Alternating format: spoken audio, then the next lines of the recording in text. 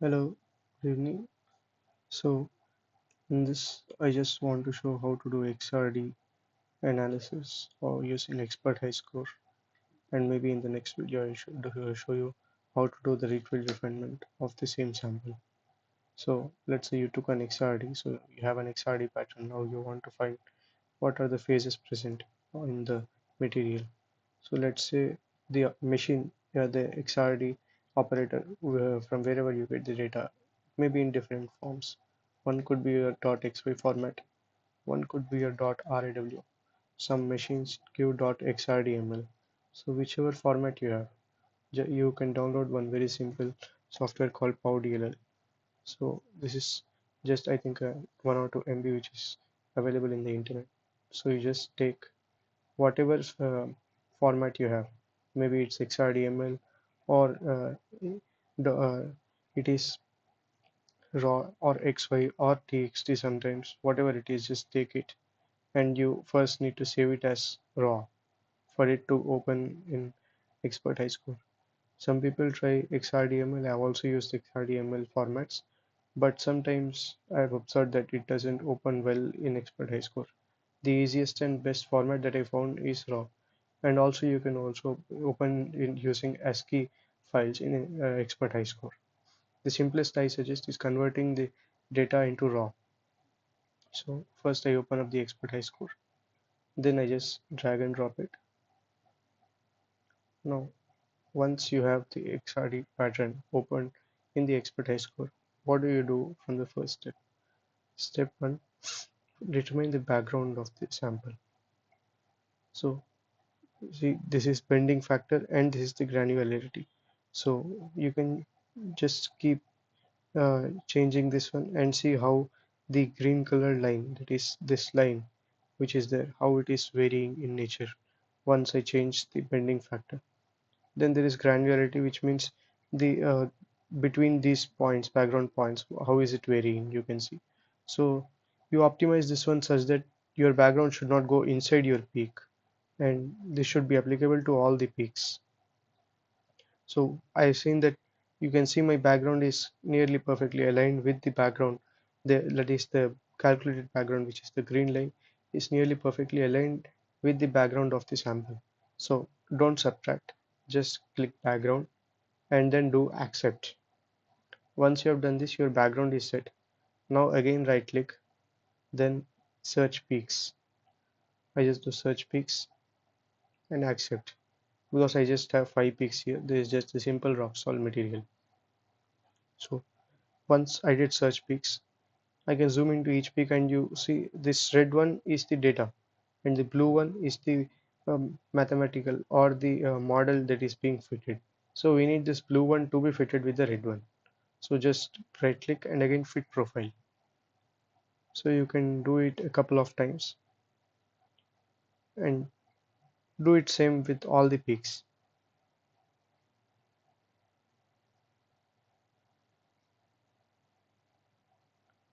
So let's say you have many peaks. Here I have done just one peak at a time. You have many peaks, you can't do one peak at a time. So you can also select multiple peaks and fit them.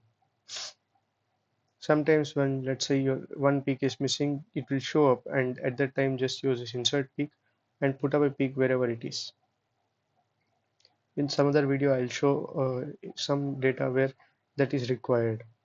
So now I can see that all my peak fitting is good enough. Now you can observe that there is some dotted line along with the peak. This is the K alpha 2 line. So just to strip K alpha 2, strip it and then replace it. Now you can see the dotted line and the shoulder peak that was here before, it has disappeared. So once you do that, just zoom out again and now just go to search and match, restrictions, edit restriction set. Then here you have the periodic table. So how to choose elements? You have here 4 colors. Out of 4, let's say 2 are more important and the red one just negates all the other, like it doesn't consider the rest of them. So you have either the green one or the blue one. How do you select which one is which? So generally for inorganic materials, the rule of thumb is that you select the cations with blue color and anions with the green color. or sometimes you can see all of, like let's say you have made some oxide or some sulfide, so sulfur or oxygen may be present, so anything that is there should be an oxide. Maybe it's a single component oxide or a multi-component oxide or a binary oxide, whatever, or binary sulfide. Let's say you have some this carbonate groups, like let's say uh, something like strontium carbonate, something like that. So in there your strontium would be in blue color, whereas your carbonate, that is C and O, would be in the green color. So you know that both of them are there. So this material particularly is just magnesium oxide. So I'm going to do magnesium in blue color and oxygen in green. The rest I just press here OK, then add rest to none of, because none of these elements are there in my element sample. I just do load, search, and OK. So you can see now magnesium oxide has perfectly matched with it. I can even zoom into it and show.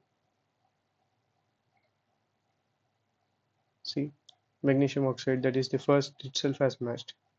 Then I take it up, which means I accept this pattern. So now I know the reference code that is there. This is the reference code that is there, which you can generally mention, find mentioned in papers. Like this corresponds to ICD pattern number XYZ. So this is that XYZ.